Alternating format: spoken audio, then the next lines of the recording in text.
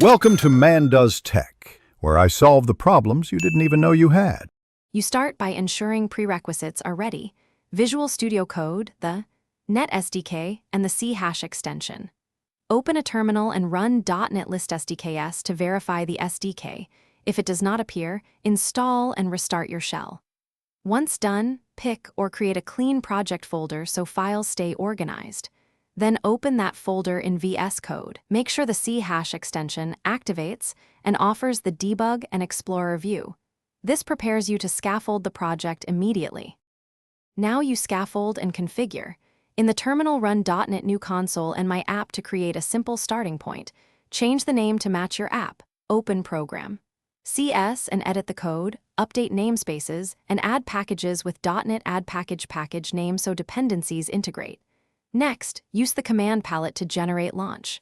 JSON and tasks. JSON, this sets breakpoints and build tasks. Make sure the C# extension suggests Omnisharp. If prompted, select the Workspace SDK so debugging uses your selected NET version. Finally, run and validate your project. Press F5 or run .NET Run in the integrated terminal to build and execute. Observe console output for runtime hints. Add tests by creating a test project with .NET News Unit and execute .NET Test to ensure behavior. If something goes wrong, first check path and .NET info to confirm the SDK and runtime. As a key troubleshooting tip, run .NET Restore and restart VS Code.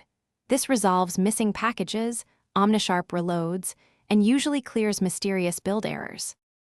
Thanks for watching. If you found this helpful, don't forget to like and subscribe.